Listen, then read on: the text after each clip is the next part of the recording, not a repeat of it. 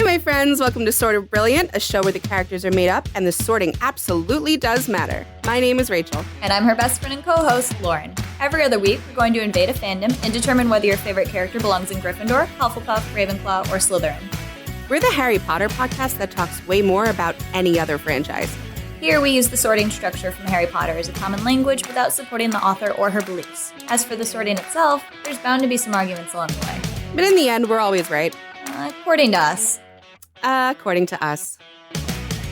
Ah, yes, hello. Splendid to see you again, you little shit. Quickly entertain me. Oh, no, my mistake. This is my podcast, so I will entertain you instead. You're welcome.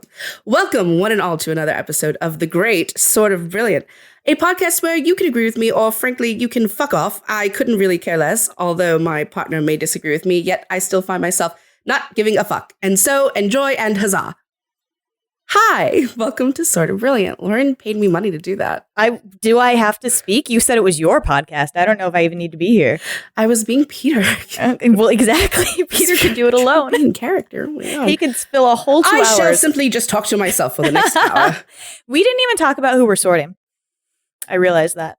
Well, obviously, Peter and Catherine, but I don't know if we're doing this again. So should we do Marion and Grigor and Elizabeth and maybe George? Wow, that's a lot. And Archie and Elemental. I didn't plan for all that. I know what they all are. I mean, the most I have to say is about Peter and Catherine, obviously, and then probably Marion. So as they come up, I think we should discuss them for sure. They're interesting. Every character is super interesting. So do you even have Elemental and Archie sorted? I've never even thought about them past how Peter makes fun of them. Well, I figured out what Elemental was, and I laughed. Yeah, I've never really thought about it. Mm-hmm. Like, I couldn't even tell you something he's done. Started wars and fucked a lot of women and gotten drunk. Yeah. I know what he is. All right, we'll put him in Gryffindor then. I don't know. That's my boy's house, okay? No. My boy Elemental. That's not what I was saying. I don't know. I'll let you. You can lead us into that, and I'll agree or disagree. And you'll just agree. I said or disagree. I very much could. You could say something to trigger me, and then I'll have like a huge opinion. You really don't know until we get going. It's the beauty of the show. So I hope you guys enjoyed my intro. I tried to sound like Peter. I think my huzzah was pretty good, but I don't know. I didn't really. Huzzah! Huzzah! Huzzah! Huzzah! Fuck off. We're sorting characters from The Great today. And I was late to the show. Lauren got me into it. And we like really quickly watched both seasons. And I'm a big shipper of Catherine and Peter. So I'm really hoping. And I was an original. I was an OG, knowing the history and knowing that Peter the Great dies in real life. I was like, they should just not do that. Wow, what if people didn't know that and you just said it and they were like, what the fuck? Whoa, you spoiled spoilers for history. I mean, he's not dead on the show, so just spoiled the show there. Just spoiled the show there. No, and they shouldn't kill him. So I don't know what they will do if he's gone, truly. I gotta say, it's like probably with shows that we've sorted before, like Sunny and whatever, like the he's a bad dude. Like it's you're not gonna get any like me arguing for him. Like he's fucked up a lot. I don't know. But I just want to preface. He's like, I don't think he's like the Sunny people are supposed to be irredeemable and like nothing. They're never supposed to get anything out of life because they're like the epitome of the worst. Mm-hmm. I don't know that I would assign that to Peter. I mean, he's a consequence of circumstances and trauma. You could argue that and Dennis history and Dee have a lot of fucking trauma, and Charlie and Matt, they're victims of circumstance. But they acknowledge that they're bad people and just don't care. Like they're fine being that way. Yeah, sure. I mean, but I think Peter does sometimes too. Yeah. But I was more speaking to the fact that like he's an exaggerated character. That's his terrible actions are meant to be. I mean, The Great is a satire. So that's the point of it. I wanted to preface with that before saying how much I love him, because I just want you guys to understand that I'm not. We had a whole episode where I was like, I fucking love Soldier Boy. He's never done anything anything wrong. Yeah, and I have, really defended Regina pretty hard, and she's, like a demoness. That one's a little worse because it's not a satire, but it's a fairy tale. So like, who cares? Worse than Soldier Boy? What do you mean? You said it's you not a defended satire. Soldier Boy, and then I defended Regina. And you Yeah, said but that Soldier was Boy's a satire. So I'm saying it's a little worse because she there's no excuse built into the narrative. But then I said it's a fairy tale. So. I think she had plenty of fucking excuses. I don't know what you're talking about. I mean the genre of what it is doesn't automatically feels like you're coming for my girl, and I think we should move on. doesn't automatically predispose you to being like. Use these fake characters. In defense of Regina, she's done nothing wrong. Peter's done lots of things wrong, though, but I still really it's satirical. It's funny. It's meant to be that way. So if I didn't enjoy him so much, I wouldn't have enjoyed the show so much. I don't know that he's done anything wrong than any other emperor. Yeah, but you're not going to hear me fucking cheer them on this podcast. So I will be cheering my boy Petey on, though. Yes, and this is the fictional Peter the Great from the show The Great, not the actual Peter the Great. We don't know enough about him. Yeah, I don't know shit about dick about him to be. But he died, so his wife killed him. Obviously, he wasn't that great. Good for her. He probably deserved it. He did. This Peter, though, I'm hoping continues to live. I can't. How are you gonna kill him off? I'm sorry. This isn't good. Peter the Great. His dad was Peter the Great. He was just Peter. He was just Peter. Just boy. Peter. Like fucking the Barbie. Catherine is everything. This is just Ken. This is just Peter. And the one Michael Cera doll.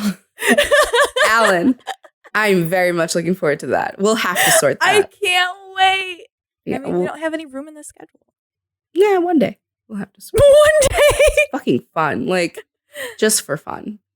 So yeah, I really, really enjoyed this show. Despite it being really, really funny, there are also really, I thought things like their hallucinations of each other have a lot of depth and are really well thought out and have a lot of symbolism. And it's just a really well written, really good show, in my opinion. I enjoyed it a lot. So happy to have found it and to sort it for real, because that's really all we've been doing when we talk about it and as we watch it, as is true of everything that we consume. So we have lots to say specifically about Catherine and Peter, but I think it's fair to say we'll taper off into other characters who are also interesting. Veer off. Yeah, I don't know the difference. Taper is slowly gutter out, like when you blow out a candle. It tapers off, so then nothing comes at the end of tapering off. No, that sounds like what I meant to say about myself and my own assessment of things. Yeah, no, it sounds good characters. For me. All right. Okay. Whenever you're ready. I'm not ready. This is your show. I've been doing a lot of talking. It's your show thing is all me. It's all you because you only get yours. No, I mean, sometimes there's dead air and I don't see it for a while. And I'm like, it's because I'm talking. Yeah, but I'm not seeing any of it. I'm not seeing any tapering off. It's just me not shutting the fuck up. So I'm giving you the floor. Tapering off. It's because I'm talking with you. And you're not giving me any breathing room. You just answer immediately like a good friend or something. I don't get it. Anyway. Oh my God. I don't know. I don't have any. I love The Great. I don't know how I don't remember how I discovered it. Probably just because Hulu does a pretty good job of just advertising. I don't know stuff is happening on Hulu, and then all of a sudden I get an ad for an original Hulu show that I'm like, that looks amazing. That's how I found Reboot. I was like, the hell? There's a show on right now that's a musical with that chick from Broad Street. I think that's what the show was called. The curly-haired girl. She's in the meme where she's screaming. Do you know? Anyway. Broad City. Yeah. I think it's that girl. Macy something? I don't remember. It looks really good. Is that who it is? Yes, I think so. Maybe not. So I just found The Great and I watched it and I was like, this is fucking incredible. And I had to wait for season 2. And everybody should watch it. And if you haven't, watch it now because season 3 comes out May 12th. And Peter's still not dead, so it's not history anymore. It's just totally fictional and we don't know what's going to happen. And was he dead in history by the time she had? He should have been dead by the end of season 1 in history. But did she have a child with him? Yep. Yeah, she's pregnant and then she cooed. Oh, so that's what I was asking. At what Yeah. point does she kill him when she's pregnant? Interesting. She might have had more than one kid with him before she cooed because she had a couple of kids and I don't remember who all of them were with. Interesting. Yeah. Well, history is fun, but this is funner. So I really like, I remember seeing commercials for this and being like, what the fuck is that? And being like, I didn't know where It's it took based place, on a what it was supposed to be. Play, I think. Oh, that's great. Yeah, Tony McNamara, I think. That's he writes really the show, fun. but I think it's based on a play that he did, like a satire. That makes so much sense. Doesn't it? It Yeah. reads like a satirical play. Hey guys, I'm going to Like see a Moulin Rouge Candide. this weekend. Ooh, Isn't are that you fun for excited? me? You should watch Chicago. Chicago? Is that I like sent you the preview for it because Titus Burgess, is that how you say his last name? Fucking He's God, I in love it. him. I say, and Jenna Maloney's in it. That's amazing, and I will be watching it. It's so you have to watch the first season. It's called Schmigadoon, and I watched Shmigadoon with you at your apartment like 2 years Did you ago. really? Yeah. Did you watch the whole thing? Yeah, it had just come out, and I think we watched the first like 5 episodes. Oh, okay. So you have to watch the rest of it. But that's Okay. it's Schmigadoon, and that's making fun of like the early 40s and 50s like Rodgers and Hammerstein type Yeah. musicals or whatever. So and the whole point was that they were falling out of love and they had to fall back into love, so that's how they did it. So now this premise of the second season is that they went back into the real world and they're unhappy. So they want to go back to Schmigadoon to be happy again, but instead they find Chicago, which is the musicals that came after those 40s and 50s musicals, like in the 60s, like all of the Moulin Rouge, Chicago, like Edward Scissorhands type stuff, Sweeney Todd, where everybody's like shocked by how scantily clad people are and men are dressing as women and like, are we shocking you? That sort of stuff. And the first 2 episodes came out yesterday. It was really funny and good. And Yeah, that sounds good. Jenna Maroney's in it. Nice. I'm a musical gal. I really fucking love musicals, and I even like when it's a movie form and it's a musical. Like I fucking love music. I don't know. It's probably the fact that we're like Disney millennial kids and grew up with music breaks in the middle of plot, and it's just kind of built in. I'd really like to see Beetlejuice on Broadway, but I want to see Beetlejuice. It's I know, going to it leave looks Broadway good. soon, though. It's about to leave. yeah, I know. But I was just I'm on Moulin Rouge TikTok a lot because I fucking love that movie very, very deeply. I love that movie, and I told George, I was like, "You ever think about like a gift for me? If you ever get me tickets to this, I like this. This is the one. This is the thing I like really want." And he went and just like immediately bought it for no occasion, which was awesome, but also not what I was angling towards. I wasn't trying to get it, right then. You obviously But- were trying to get it. No, I really wasn't. That's the sick part, But like, I'm not going to complain That's about the it. sick part. Yeah, that's the sick part. Only a Gryffindor He ended would up say just that. like grabbing it for this random date in April, and then I found out it's the day before. It's the guy's last day as Christian. It's Aaron Tveit, and he's like fucking incredible, and he reprised the role just for 12 weeks. And I'm happening to go like right Wait, before Aaron he's done. Tveit, right? Yeah. However you pronounce his last name. He's in fucking Schmigadoon, too.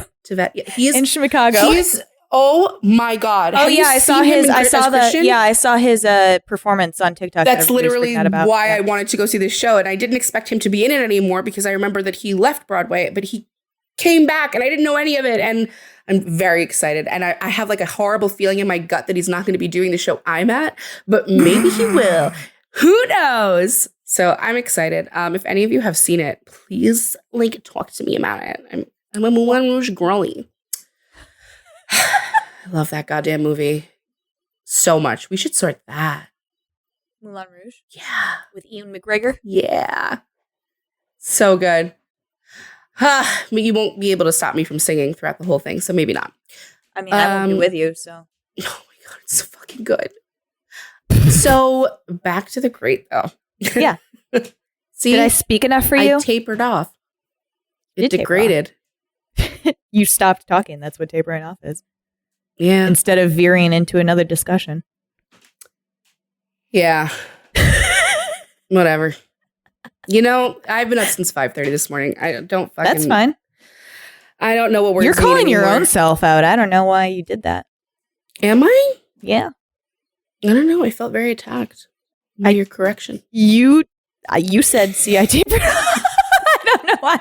Well, the only way to regain like my tell me this is a Gryffindor thing. The only thing to regain back my pride is to self-depreciate after. Because I've been She corrected. texted me last night and said, "Oh no, I received a memory," and then told me this horrifying thing. It's not that horrifying.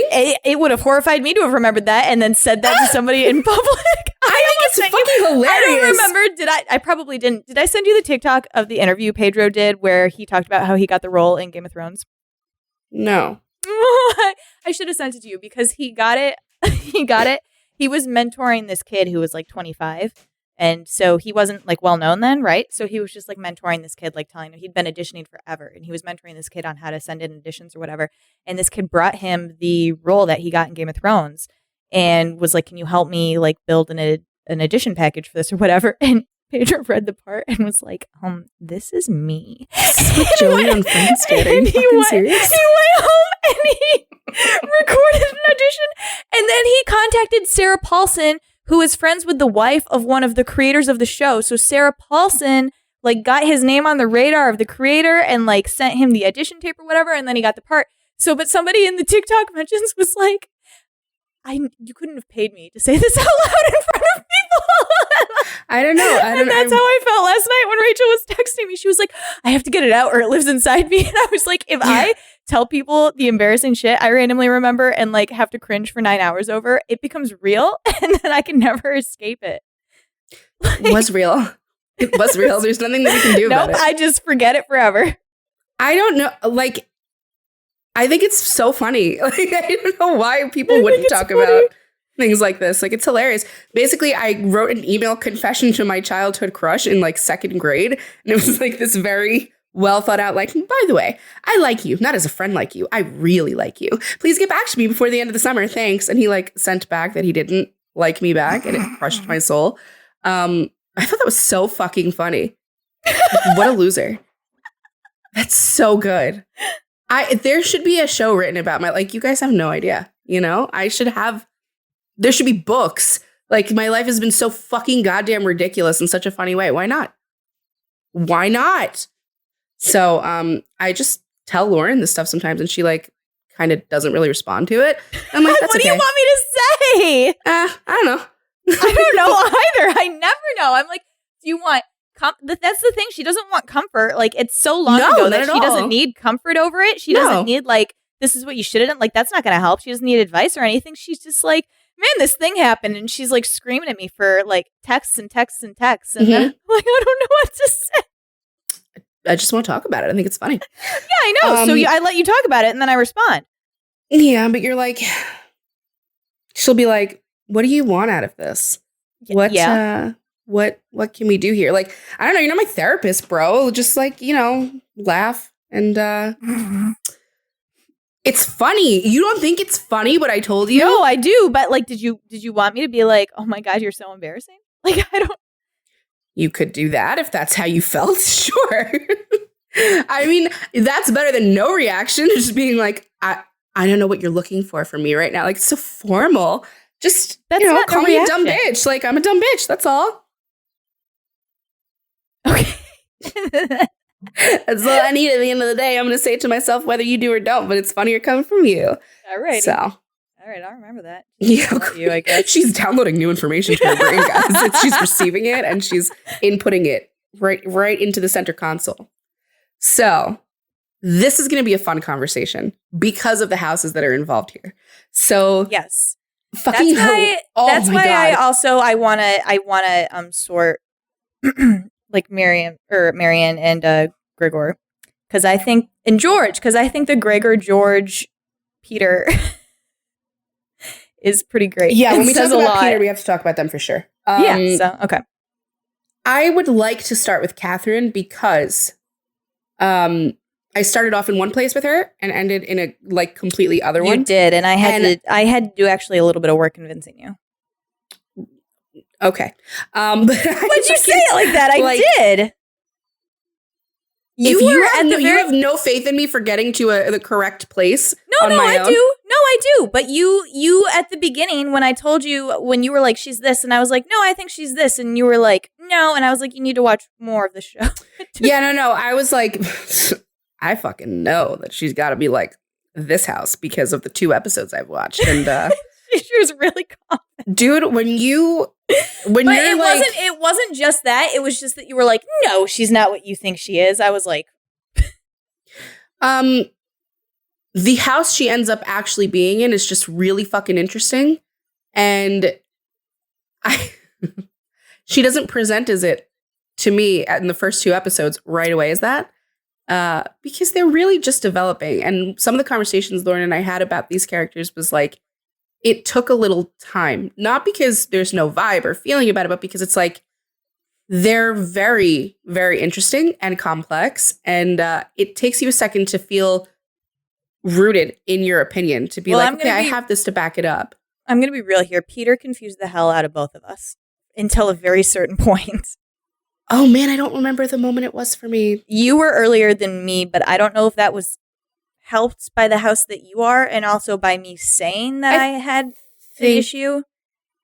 I don't know. I think our houses play a huge role in the way that we personally sort anyway, and like the conclusions we come to.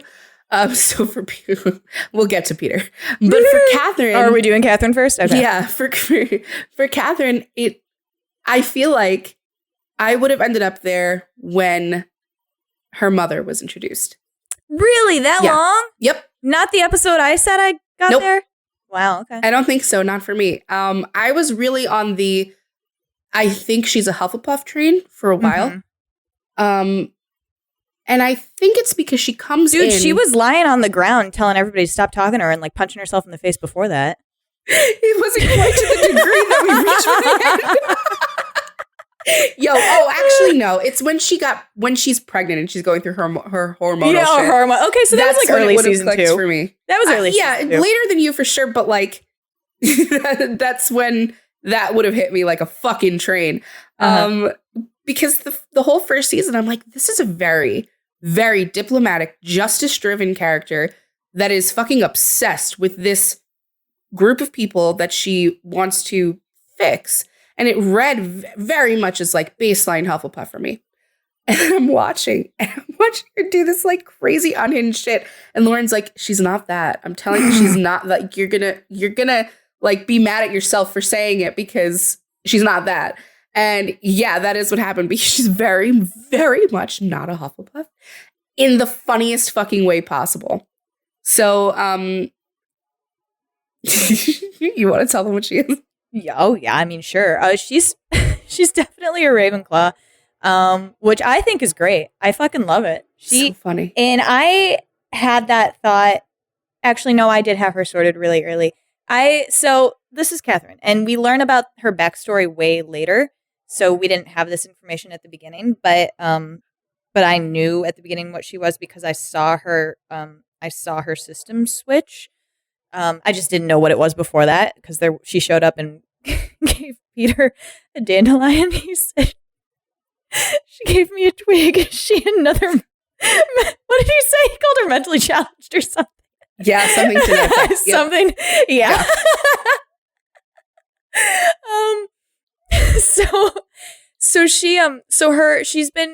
She grew up with 3. I think it's 3 other sisters that her mother groomed them all to marry kings. She raised them all to like be able to like catch a king's eye and be able to marry a king and then go on to be his wife and queen or whatever. They weren't supposed to take control. They were just supposed to like support him and that sort of shit. So that was her thing. Like her mom's a narcissist and not a good person. Her mother like indoctrinated this into her. I don't know that is the system that Catherine would have naturally come to if her mother had not been such an overbearing presence. And she loves her mother. She wanted to do what her mom wanted from her. So that was Catherine like arriving in Russia. And then Peter's a dick. The way that she was raised and thought about having a husband was that it would be a love match and that they would be like it's not equals because of what the time is. It's what the century is, but like partners that he would love her and he would, take care of her and like listen to her or whatever. And Peter does not do that. He wants her to smile and to shut up and like to not say anything about people being murdered in the halls and, all of the shit that's going on display, yeah. in the dark ages of Russia. Yeah. Peter's very upset that Catherine just won't get with the program here.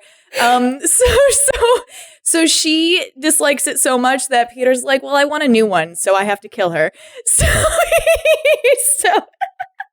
So that's when Catherine starts getting mad, and she really quickly is like, the only way out of this is, trigger warning, is to kill herself. So she is getting ready to do that, or is contemplating it, I guess. And her maid Marian comes in, who is also her close friend, and is like, you can do this and you can give up, or you can realize that you are Russia. And it's literally, I think it's like episode 2 of season 1, and it's the end of the episode, and you can just see it in her face where she just like, her entire worldview shifts, and she's like, I'm here to save and rule Russia. And that's just it for the rest of the show. That's Catherine. She, so many times does she say, I am Russia. Or other people say that. They're like, she is Russia. She is here to save us all. And that's all she's doing. And she does it, and she wants to do it her way. And her way is like the civilized way, like bringing Russia into the, wordplay 21st century, where she's like, we don't have to, have wars just to have a war and to murder people and like eat grapes and meatballs out of their eye sockets. Like, we don't have to do that. And we don't have to have serfs and uneducated women and that sort of thing. Like, I want to do it my way, and this is how I'm doing it. And she's got a lot of advisors that are like, this is Russia. Like, there has to be a little give and take. Like, you have to compromise, and you have to kind of ease them into it and do it the Russian way. And she's like, no, I don't understand why all of you aren't just doing what I want immediately, because I've explained to you why this is logical and it's right and I'm not wrong. So this is annoying. You're annoying me. You're all annoying me. That's her, like, the entire show. And Peter, she does not get. She's very confused also about her feelings for Peter and her relationship with Peter, because she truly does not love him at first. He tried to murder her a lot, and he's very annoying, and he's not her type of person. Like, he does not act on logic, and he says a lot of dumb shit, but he says a lot of really insightful shit that sounds stupid and is incredibly smart and like identifying of everyone around them. And Catherine catches that and is like, weird. I'm going to ignore that until she can't ignore it anymore. Fascinating. Until she really becomes a believable player on the board, I had a hard time sorting her, because to me, it's almost like there was a muting of her house when she was muted by her mother's fucking agenda for her. And the life that she thought that she should lead, that led her to like such a dark, horrible place. And if not for Marial, she would not have snapped out of it. I don't think, because that in itself is pretty Ravenclaw to not see a way out until there's something that makes your system switch, because your reality is so pervasive and so like fucking everything around you that it's the lens through which you see the world, as we say. And when it's that bleak, what's the outcome for you? It's just fucking dark. I mean, like, that's the thing. She didn't realize that what her mom wanted for her, like, wasn't great, right? Like, her mom brainwashed her, essentially. And she showed up at court with, like, the sunniest of dispositions. And was like, I'm so ready to do exactly what I need. It's the fact that Peter was such an asshole. Yeah. It's not easy to come into that. Was like, I guess I'll just murder her. Like, I don't want to deal with having to fix her, make her do what I want.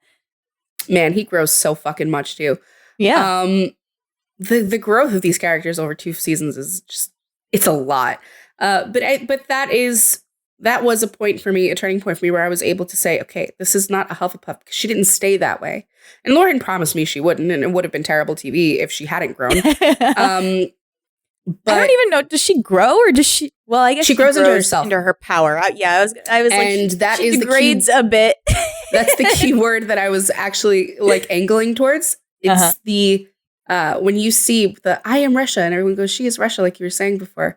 The moment that she starts to believe it, and you can see that she actually is thirsty for a good bit of power, and like all good Ravenclaws, not like Rumpelstiltskin, okay. they really want power because they feel like they would be the best at wielding it. And they truly, truly believe that. In a lot of cases, many of them are really well suited for it. I think she's an example of being really well suited for it. She has great ideas. She wants Russia to become more progressive. And I mean, historically, she is the empress that brings Russia into the golden age. that's phenomenal. So, I mean, I don't know if the real Catherine was a Ravenclaw, but in general, Ravenclaws with good ideas, with genuinely good ideas. I mean, she fucked a horse, so. Heyo. Trigger warning, bestiality, name drop on. That joke is a deep cut because it's based in historical rumor. Bro. So it's not just something they made up for the show. Bro. Woo. So, I don't even know where to go with that, man. I did not realize that was historically based. Okay. Yeah. Great. I mean, we don't know if she actually fucked a horse, but that was her at the time. You know, I'm going to, I can move on from that. I can find my thought again if I can get the picture out of my head of the like drawing that Leo did. Leo did? Yeah. So, listen, she gets a little bit of power. And what I'm trying to say is that a genuinely good person who's a Ravenclaw, they are very well suited for it, well suited to wield it. And she's a great example of that. And once she stepped into that and started believing in herself and her confidence came forth after the system switch, it was really clear to see that you're dealing with a Ravenclaw. And her, like you kind of gave it away before that Peter he doesn't always think logically or act logically. No, I can say that with fact. I'm not even like revealing his house to you. It's not tell really you right now. because it is just a fact of the show. You would only have to watch one episode. This man's not a Ravenclaw or a Slytherin. Well, no, never mind. Because I was okay. Yeah. But he doesn't think logically. He doesn't think logically. Yeah. He does not think logically. But there are. We'll talk about it when we talk about Peter. But she struggles with this. Like I think. A lot of Ravenclaws do struggle to understand thoughts that don't align with theirs. And while she's very like, you can talk to her and have an open dialogue and honest conversation with her, and she'll listen. She's a very open-minded person, but he's so fucking ridiculous that it reaches heights with her where she stops trying to play him and is like, this is a waste of time. Like, I don't want to play you. I want to take your role. And it was so very Ravenclaw. She goes through a bit of so Marion tells her like you should be empress, and they're kind of like right away like, oh, let's start thinking about a coup. But Catherine does go through a period where she's like, I can change him, like I can control him and get him to do what I want to do. And but you're right, she does get to the where she's like, he just needs to die. Like, yeah, this is tiring. It's wasting my time. Like it's like. If you put me and Carla in a room for long enough and you let me talk about Regina, at a certain point, Carla's going to like bitch slap me for real. Like I will send her to that level because I'm not going to move from that opinion. And you know, a Ravenclaw's not going to fucking move. And I think that's the point on a much more real and like psychotic scale that Catherine is at with Peter, because it's too much. It's too much for any house to really deal with. And I think we can talk about Marial here. And her house, because Marial is definitely more Catherine's person. Maid Marian. Maid Marian. Catherine is Marial's person. Yes, for sure. But I just mean in context of like who we sort with who. She obviously goes in the Catherine corner, like area of this episode. Oh yeah, she's voting for down bad killing for Peter literally the entire show. Yeah, so she's like immediately kill him. This was the first character that I sorted, like first episode, anything. It was extremely easy. She's like textbook fucking Slytherin. A good one, like a middle one. She's a really, really like solid. Yes, definitely. And I think it was. She does exactly what you expect. It's so fun to see her interact with the Ravenclaw because there's so much that Marial doesn't understand of like what Catherine's putting up with from him. She straight up like just fucking kill him. That's the thing. Yeah, Marial's very frustrated by the because Catherine's working within a system, right? And Marial's not working that way. She's like, I want you to be empress and I want to be a lady again. Like stop with all the mechanisms and the I can change him and the sneak. She's like, there's a really easy way to do this. Put a knife in his heart. Yeah. Let's and go. We see that Marial will do that. Like when that lady killed her little old lady friend, she got a knife to the fucking neck. So, you know, and I tend to really love Lady Svenska killed Yeah. Stinky, I think her name was. Stinky. She was a serf. I really love that because oftentimes I was like screaming at the TV for Catherine to just fucking put a knife in someone's neck. And like Marial straight up did it. And it was so satisfying for me. But it's very much like to speak to Marial's house. She really does genuinely believe in Catherine and the cause and like what she's going to bring for the country. But Marial also knows on a personal level that this is like her one-shot ticket to getting back into the court the way she wants to and being taken seriously. And she's like, you're not going to fucking ruin this for me because you're in love. Like, you love this guy. Wait, are you what? She cannot understand it. And she is a really good friend in that even though she can't understand it, she like lets Catherine write it out. She's like, Peter's a dick. Like, Peter did something to her and she's holding that grudge for the rest of her life. Peter, she was a lady and her dad did something that I don't blame Peter for what but Marial didn't do anything. And it happened to her whole family that he was like, you're all serfs now. So Marial has... I would assume historically that's the case, right? Like the family gets shamed too. Like if the head of the house... the emperor can do whatever the fuck he wants. Like whatever. But yeah, I mean, I guess if you were like, your dad's now a serf, you would be a serf too. Well, I was just trying to understand the context for like, well, she wouldn't have a fortune anymore because she's a woman. Okay. So I guess that's probably it. I don't understand if Peter took it. I guess he gave it back when he made her a lady again. I would assume. Yeah, but so she was a lady and then she became a serf and then she really, really wanted to be a lady again, which was her whole, like, yes, she wanted Russia to be better and she believes in Catherine, but her main thing was that she did not want to be a serf anymore. She wanted to be a lady again. Right. And if she's friends with Catherine and Catherine's her bestie and becomes the empress, she can be a lady again, obviously. So that was her whole thing. And I think it's cool, like, when you look at a Slytherin to see how great she lined up, like, what would be good for everybody and what would be good for her.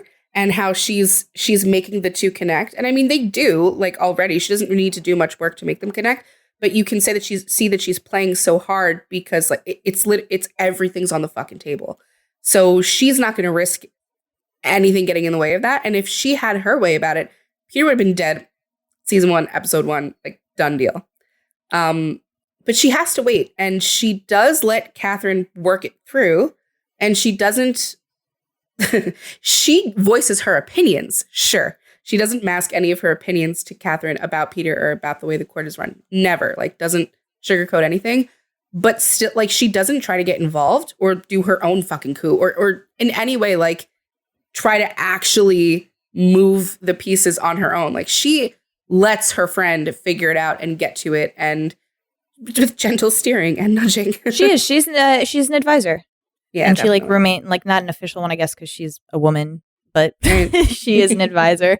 No, I agree with that, and I think it's really great to how. I mean, Marial's really simple, actually. Like I said, she's very solid. She was a serf, and when she's a lady again, she retains that sympathy for serfs. Not in the like she's bringing them food every morning and like not making her own servants do stuff for her, but like when she sees I'm just going to keep calling her Stinky because I'm pretty sure that was her name.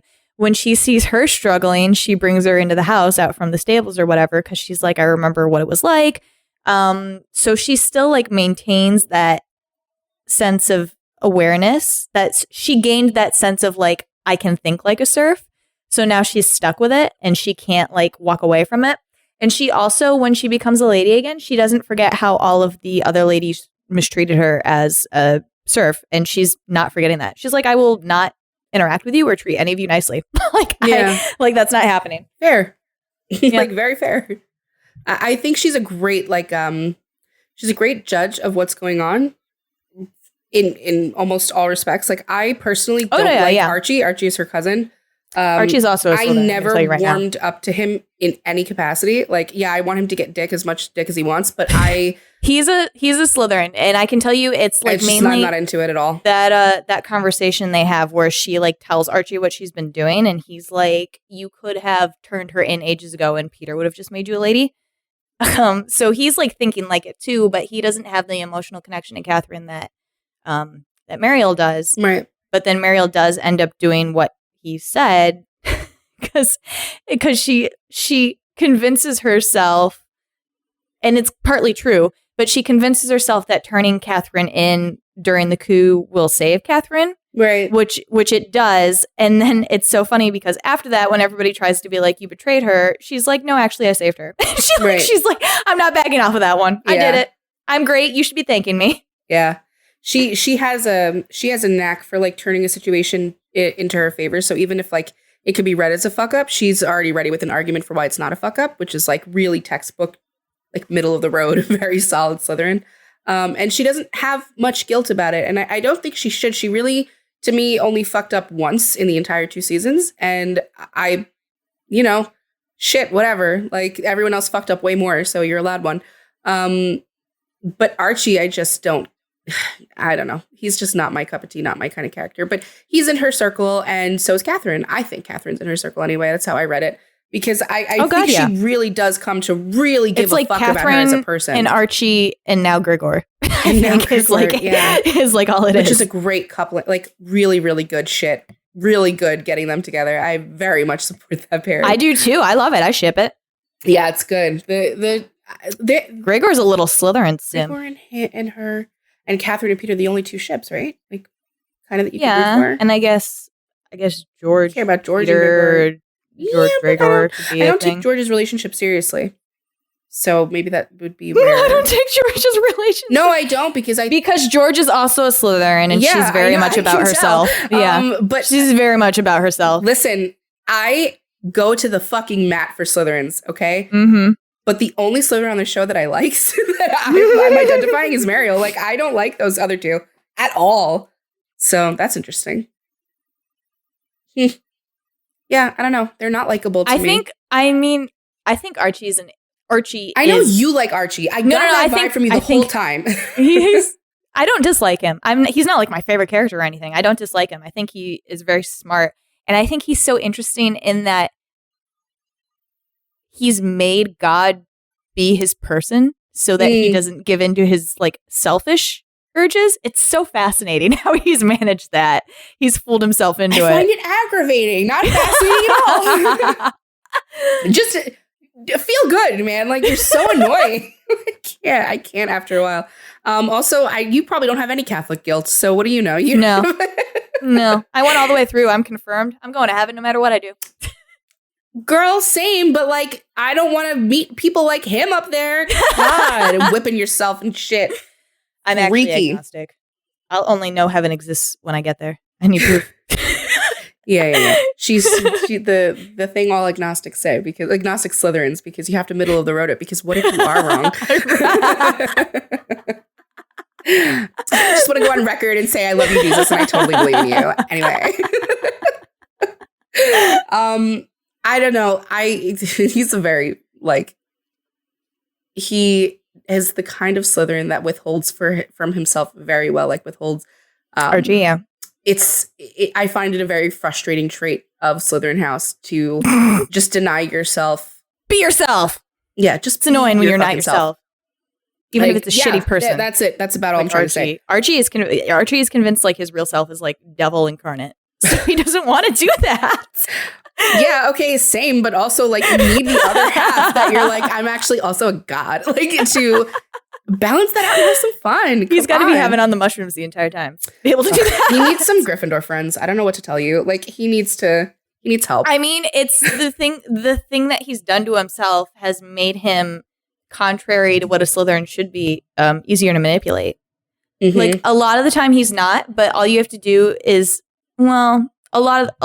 like 90% of the time he's not. But Catherine's gotten him a couple of times with religious shit. Yeah. Where she's like, go take mushrooms out in the field. And then she walks out and he's like, you're an angel. And she tells him what to do. To bring it back to her for a second, she's a fucking mastermind. Like she just gets so underestimated by fucking Orlo, anybody. And unlike a Slytherin, she's like telling people, she's like, I will kill you, Archie, the second that you don't have anything on me. Like, I don't like you and I will kill you. She bit his finger off because he had to put them inside of her in order to make sure that she was a virgin. It's like the Slytherins make threats and the Ravenclaws make promises. Like, it's creepy, you know? They're scary as shit, man. Mm-hmm. That She's whole not fucking around. Where she went through the torture. This is what's so funny about her too, right? Like, she went through the torture and was able to do it because Peter was in love with her at that point, but like hadn't recognized it himself and wasn't saying it. So he couldn't stand to see her get hurt. So he pulled her out of it. He was like, enough, Catherine, you're not doing this anymore. She had no clue about that. She was just like, I'm going to show all these fuckers, like, I'm going to take all the torture. It's fucking Phoebe Buffay's goddamn line. Like, you would not hold up well under torture. And Monica's like, what? And you wouldn't? She's like, I have. No, because they weren't even on the list. She wasn't on the list to begin with. Like, Peter was not ever going to torture her. So Orlo and Vellamenta are like, why are you doing this? Why are you doing this? She's like, I have to prove that I'm not the coup. Yeah. I gotta tell you, if we gave out like house awards, most likely to stand up well under torture goes to Ravenclaw. For sure. They just gotta like, they have switches in their brains. They can turn on and off whenever they want. And like the pain response is one they just turn off and turn on like, that tickles. Like, they're scary, dude. Like, especially ones with so much power. Like, she's so much fucking power. Oh my God. So then you see her relationship with her mother and you can see how like this might actually be the one person who could knock her down a little bit. And you know, because her mom infantilizes her. Like, they do those stupid like bubble, bubble, bubble, bubble, or like choo, choo, choo, little cat. Like, this is like a, she refuses to like treat her as a woman with power. For sure. Why should she? She's a fucking narcissist. This is what narcs do. I need to go get a drink. Keep talking. Okay. So, I think that her mother very much infantilizes her for that specific purpose. It's like, I'm not going to take you seriously. Why would anyone take you seriously? Oh, sweetie, you think you're the queen of the world? Like, it's really fucked up. And that's just talking what about they narcissists. Do. I was just saying how she babifies her.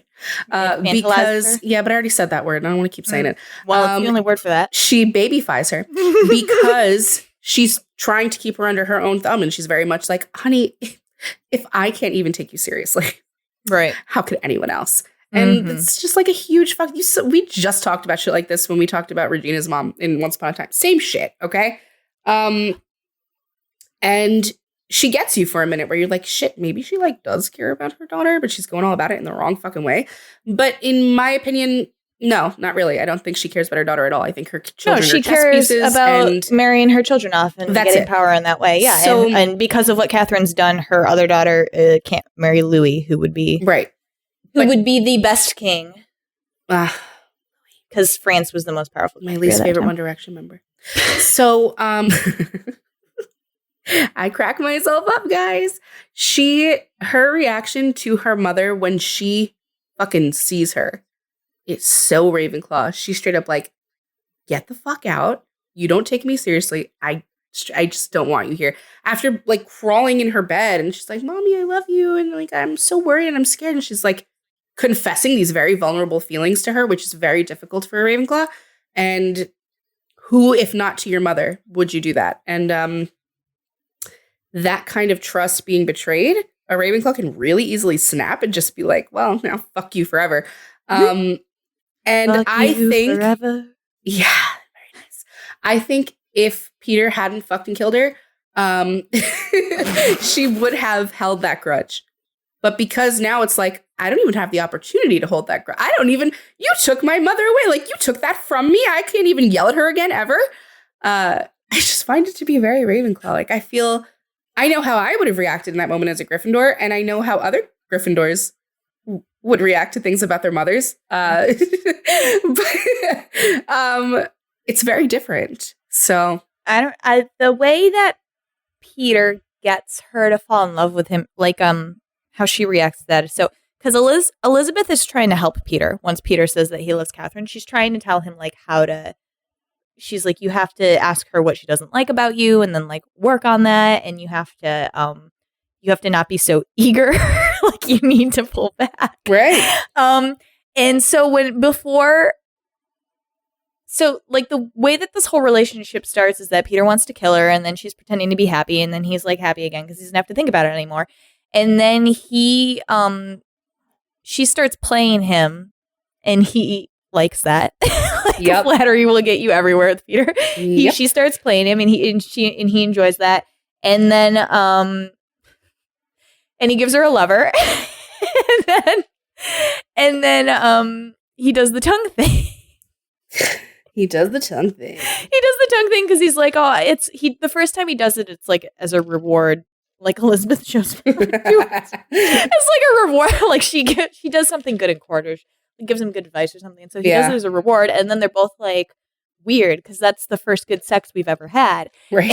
And then this is more about Peter, but we can get into more how he treats Leo later. But he like slowly starts falling in love with her because she's playing him. Started to get seduced by him. She starts playing him.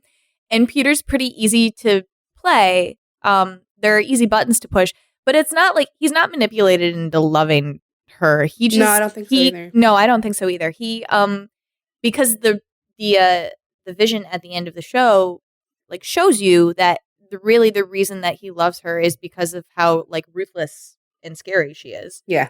He's very into that. So like he doesn't start falling in love with her until like the coup really happens. Like it is a little bit before the coup, but then the coup happens, and I think like it really. You had no respect for her, honestly. You're kind of a pussy. I can hear it. I'm just thinking about he really didn't respect her for that. Like, I'm so sorry, I was in a bad mood. I was having my monthlies, and he was like, "Oh God, for all month, I didn't know you could have it for that long." He's so annoying and funny. And then the whole conversation where they're talking about miscarriage, when she steps into her power, he's like, really once a month the woman loses a baby. Dude, I can't. I actually can't. I fucking can't. No, yeah. But then so he's in love with her, and the way that Catherine falls in love with him is, like I said, Elizabeth is giving him advice. Like, Catherine really, really doesn't like that he's like mindlessly violent. So Elizabeth's like, don't do that. And actually, he doesn't really stop doing it. But he like starts to make Catherine aware of the fact that he knows it's not good and that he's like sorry for it, even though he's not going to stop. Right. He started like pulling back. Like you have to. His threshold isn't so low now that you need to cross in order for him to murder you. But just don't call him a dickhead. Don't call him a dickhead. I was going to say something. Never mind. We're not there yet. We're not Call there me yet. a dickhead. And everybody else was like, well, that's understandable that you murdered him. But yeah. So and then Peter is very like eager and open about the fact that he loves Catherine. And Elizabeth is like, you need to be more aloof and play hard to get. He does. No, but Catherine, I don't know. She loves him because he's a stupid. I don't know. She just loves him. I don't know what it is for her. I don't think she knows what it is for her, honestly. Her vision was very confused. She was like, I know that you eat everything and you just can't help it. He's like, yeah, so you have to learn to live with it. And she's like, I know.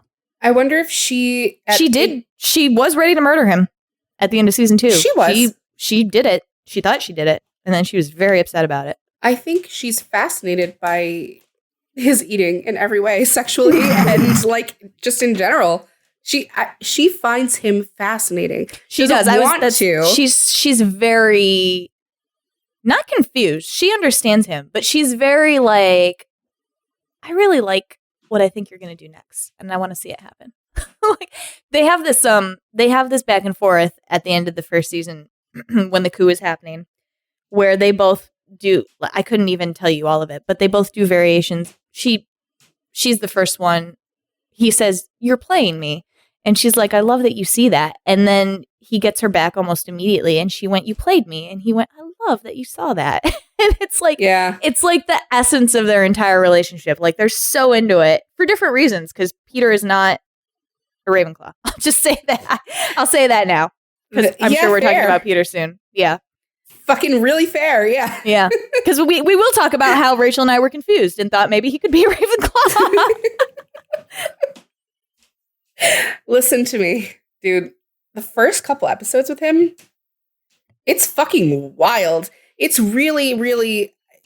He's not like any character... Hold on. Let me rephrase that. it was not immediately apparent to me what character he was ringing bells for. The only thing I could think of was, oh, you're a psycho like fucking Dennis Reynolds. Like, you're actually crazy. Are we going to talk about Peter now? Yeah. Why not? But the problem was that I was making an Always Sunny connection. Because I think I think we should talk about Peter, because then we talk about Grigor and like Grigor and George and yes. Peter and Catherine. Yeah, go for it.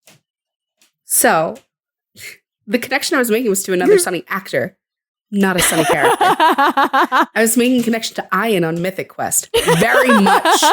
He's very much giving Ian.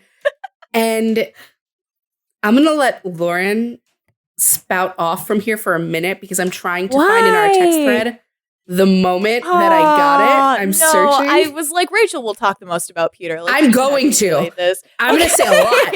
I don't. But okay, I'll talk about me she's personally. She's gonna go off. Because I didn't sort them the first time that I watched this. Because the first time I watched this was like years ago when I watched season 1, and then I watched season 2, and I didn't really sort it. So our friend Miriam had never seen it, and I like finding shows that Miriam likes because it's hard to do. So I get really proud of myself when I'm able to do it. So Miriam was over, and I was like, "Have you ever seen The Great?" And she was like, "No." And I was like, "We should try it. I think you'd like it." And she did. So I won there. But I was watching it, and I was like, shit, this is really something Rachel should see. So Miriam went home, and I was far enough in season 1 that I was like, I'm going to watch the rest of it. So I watched the rest of it, and and this was during our Once Upon a Time rewatch, so Rachel was really preoccupied with watching that because I was ahead of her on that too. But I watched the whole thing and was like, Rachel, you have to watch this because I'm confused about the sorting, and I need somebody to talk to about it. Right. Like we hadn't even planned to record this episode at that point. This was supposed to be a supernatural episode, but we still need to rewatch more of that. Yeah. So I was like, I just need you to watch it so I can have validation on my sorting. I'm very confused. I had Catherine Redway, like I said, like the second episode of season 1. I was like, she's a Ravenclaw. So then I was watching. This is kind of how sorting can work too. We've talked about this before, that relationships can be really helpful when you're confused about an individual. So once I knew Catherine was a Ravenclaw, and once I knew Grigor is really easy too.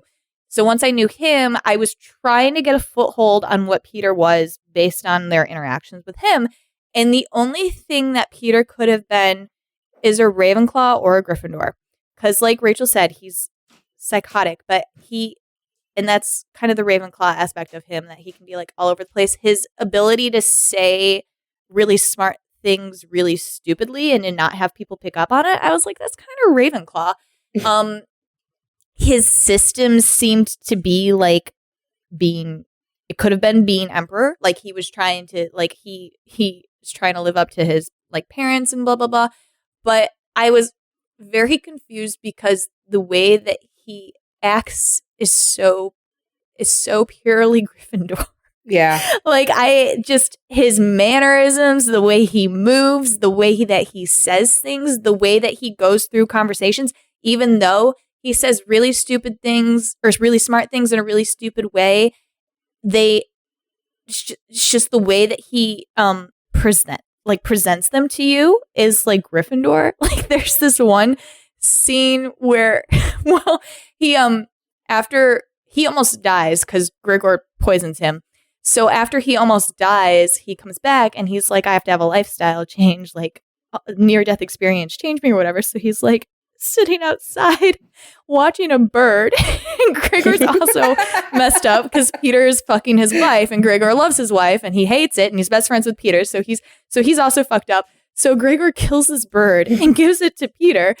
And he's like, I have a present for you, and gives it to Peter. And Peter's like, why? And Grigor explains because he loves the bird. And Peter's just like, well, that's fucked up, but thank you. Like something like that. I don't know. Just the way he's like, if you watched even 2 minutes of Peter, you'd be like, oh, that's a Gryffindor. So you're probably not understanding why I'm so confused. Going back now, I wouldn't be confused at all. Yeah. But it was just very confusing to me. I figured out Peter at the very beginning of season 2. There's an episode where, so they're under the coup now, and instead of killing him, Catherine is keeping him under house arrest, but his friends can still visit him. He goes outside and stabs a man 9 times for calling him a dickhead. And Catherine is like, all right, well, now you need to be punished. And she locks him in a room alone without anybody to talk to. She takes his dog from him. And so she's like, the only way you're getting out is if you understand that you did something wrong and that you apologize. And so he tries to write an apology, and his whole apology was like, I can't understand why nobody gets that I did nothing wrong, but I'm sorry that you can't see that. Like, that's the whole gist of his apology. So Catherine is like, never mind. Now I'm locking your dead mother in her glass coffin in here with you. Please. He goes, which is very All right. because she locks her in there because Elizabeth is like, oh yeah, his mom was so mean. Like, there have been hints throughout, like, he's got some real mommy and real daddy issues, but his dad was more like neglectful and didn't care about him. His mom like openly, emotionally, and physically abused him. Horrible woman. Horrible woman. Yeah, bad woman. And he loves her and calls her mummy and like put her in a glass coffin so he can stare at her dead body every day and so he can talk to it. So Elizabeth says, yeah, his mom used to lock him in a room alone and it would drive him insane. And Catherine's response to that is to put the dead body of his mother in there with him. So that and that whole episode, I was like, that is when I knew that he was absolutely a Gryffindor. He goes crazy and crushes his mother's skeleton and then cries about it. He goes to rest in his father's statue's arms to be cradled. It's like, I want to be a great too. I just fucking could, like, I'm watching it and I'm like, okay, all right, you're fucking unhinged, okay? Are you a Dennis unhinged? Like, no, you're not a Dennis unhinged. You have to be a Ravenclaw, right? Because he's going back, forth, back, forth, back, forth. Like, he's so fast and his mood is so changeable. And like, it's giving Ravenclaw energy at some points. Like, I think anyone could see that just going in, right? Like, it's for a split second, it's there. And he really quickly veers into fucking obvious Gryffindor territory. The mother in the fucking box. The absolute... Just was explaining to me why she would put her dead mother in a box. Oh my God, I was like, makes total sense. Who else am I going to fight with and always be right? Like, this is great, she can't yell back. So I was looking through me and Lauren's texts for where the fuck this gong would offer me. And maybe, Lauren, you can refresh my memory because... literally verbatim, it's just me and her just key smashing back and forth to each other, just screaming, laughing. And I'm like, he was right. He should have killed Ivan. Fucking Gryffindor, bye. And like, just immediate, just all caps screaming. And I was like, he's my boy. Help me. I wish to name July after myself and call it Peter. Like, right there, baby. Whatever episode that I was, wanted to name that a month was it. after myself. That was when he was poisoned. He was delirious when he said that. He was like, I didn't get a chance to name another month after myself. I would have called it Peter. It was perfect. Whatever happens before that scene, that was my I call it my Charlie Gong moment, because if you've ever seen Always Sunny, when he realizes that his mom was going around fucking everybody, he like is really triggered by this, and he bites Santa Claus's ear off, and he's like a gong goes off, and he's like, did you fuck my mom, Santa Claus? That moment, like the brain break, I've been referring to that as the gong moment. And like, I knew that Gryffindor Peter was coming, and I had been telling Lauren for a solid month before. I'm like, don't even fucking talk to me. I can hear the gong in the distance. Like, don't even fucking look at me. I can feel it. I can feel it. He's screaming Gryffindor at me, but it's so unhinged, especially in that first season. It's so much. It's like, you know how I just had this whole thing that I was explaining to you guys, how a Ravenclaw in power is an excellent choice and like wants to be in power and will make really great decisions for everyone.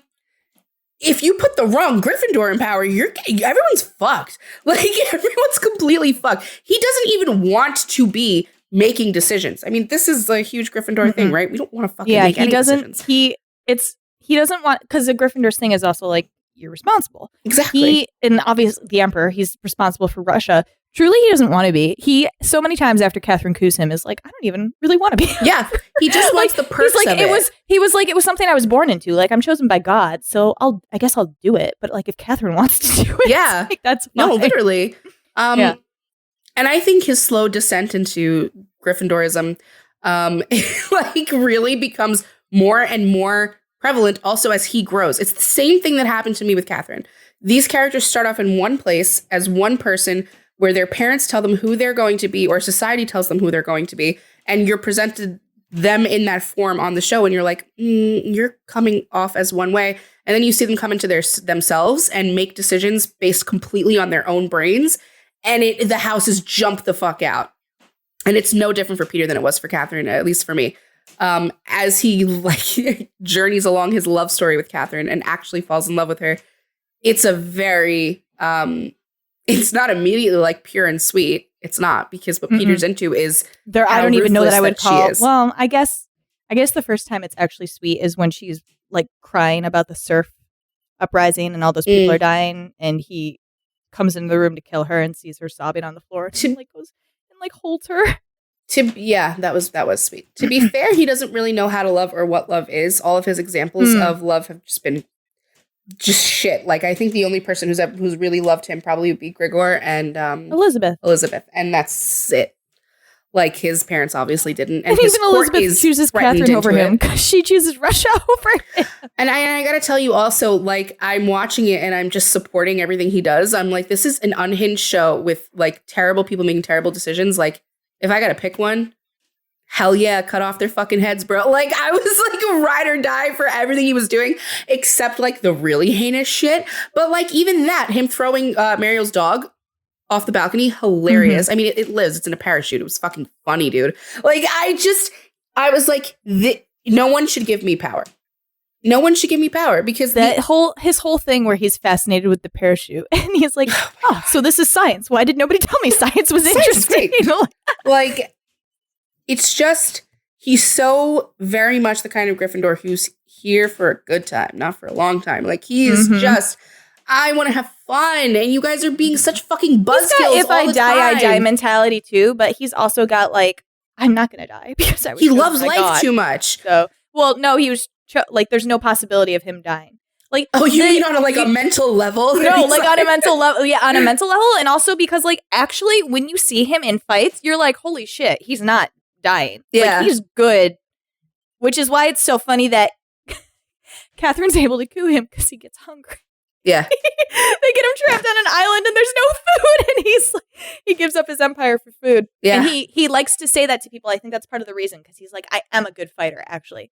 So he's like, his whole thing is like, Catherine's like, you can't come to my crowning ceremony because then it'll look like you abdicated. You didn't. I beat you. And he's like, no, I gave you the crown because I was hungry. Like, I would have had a marvelous plan if I had had food. So, like, yeah.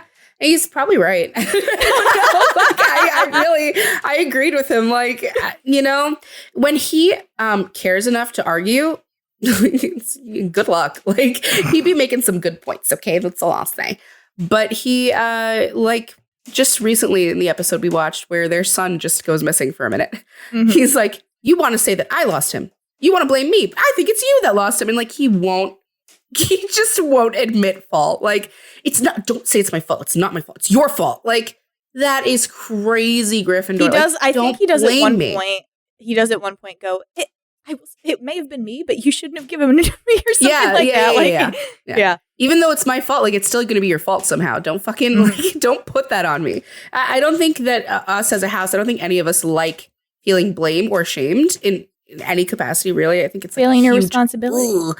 Yeah, just why did you give me the responsibility to fucking begin with? I don't want it. Like, listen to me when I speak, or lose your baby. Like, you're going to suffer the consequences of not listening to me. And I think this is really fucking fair. Like, if you have a Gryffindor at home, you're trying to train them and you're trying to understand them. You're just not like, the dog cage isn't working, and it's just like, you're doing your best, but you've got like a Nick Miller, you know, and they're just real fucking wild. Just listen to what they're saying. They're not lying to you ever. I'm not lying to you ever, people. You're getting very raw, unfiltered everything, because I can't not do it. Something that we say is that Gryffindors have to be the most themselves all the fucking time, and it's true. So if I'm saying something to you, you should believe what I'm saying to you. And then if you're going to argue with me, then you're going to suffer the consequences of that, whether I'm right or wrong. I told you how I feel, and Peter's so very like that. So much like that. It's just dangerous because he's a fucking emperor with power over a country. So a coup was a good thing. The man shouldn't really be in power when we see him at the beginning of the show. I'm remembering when later he tells Catherine, he's like, He's like, I was thinking about murdering you, but then I changed my mind. I was never going to tell you that, but now it doesn't seem to matter. She's just like, I could sense that you wanted to murder me. That's their conversation. And like, he just really needs her to play the game for him to respect her. Like he acts like in the beginning, like he wants just some chick that's going to just listen to everything and fawn over him, whatever. He really doesn't want that. That's a dime. Well, he could have taken that if he'd never tasted Catherine. Like he didn't need to be in love. No, he didn't. No, but he just needed an heir. Like he just needed a woman who was. Yeah, and I think it shocks him that he respects her now. Oh God, yeah. And like as it shocked him that he was in love with her. Yeah, definitely. And he tried. Like he says he's like, oh my God, I love her. And then she coos him, and he's like, no, I'm mad. I don't love her anymore because she was mean to me, and I'm gonna kill her. Yeah, it's not happening. I think something that you see in Peter that's a representation of the house that's really well done is once a Gryffindor admits something to themselves, like once a Gryffindor is honest with themselves, they can't help but be honest about it and sincere about it like 100% of the time after that to the person. So he realizes he's in love with her. He realizes like, okay, I'm not actually like mad at her and I'm not going to like kill her over the coup. It's actually kind of hot that she did it. I love you. I'm in love with you all the time, in love with you. And you're going to come and tell me that you're in love with me and that's going to be great. And we're going to live happily ever after. And he means this with the utmost fucking sincerity. Like I cannot stress that enough. And I mean, that whole scene when he confronts her and she's like, I'm pregnant, when he's trying to be like, I think he says like, any cunt can give me a baby. And she's like, you're going to kill Paul? She names it. And then he's like, Paul. It's so fucking true. But he's also like that, like the over-the-top supreme honesty, just like in general. A thought comes to his head and he says this and he'll tell you. Like he tells, it comes right in my mouth. He tells Grigor all of the stuff that he's ever done to George, like the sex stuff. Like he's just telling him, and Grigor's like, I don't want to hear this. And Peter's like, I don't care. You're my friend. I'm telling you. Yeah, you're gonna know. He does this purposely. When Catherine is like, don't mention the tongue thing to Leo. And she doesn't say that it was like the greatest thing ever. She doesn't say like you do it better than Leo. I don't know if Leo ever did it. She doesn't say anything like that. She's just like, just don't say it to him because I love him and like he might be a little upset by it. Should have never said that to him. He doesn't even love her at this point. And he's like going up to Leo like, oh, I hear your tongue is not as skilled as mine was, as I had Catherine screaming on it last night. As he should. As the fuck he should. When he kills Leo. She has him at knife point. She has him at knife point, and he's like, no, this is the letter from Leo telling you why he left. Dear Catherine, I cannot do the tongue thing as well as Peter. I forgot that. Oh my God. Oh, it's so interesting too. Because, okay, we didn't talk about this with Catherine, but she's very upset that Leo died. She cared about him. Mm-hmm. And the reason that he dies is because she chooses her system over a person. She's like, I need to rule Russia. And the consequences that Peter assassinates Leo, like he has him killed. So that's the consequence she chooses. And she feels really guilty about it and really upset about it. And the biggest thing is that she's upset that she couldn't figure out how to make it not happen. Yeah. She's really mad that she couldn't figure out a way to get him out of it because she feels that she should have.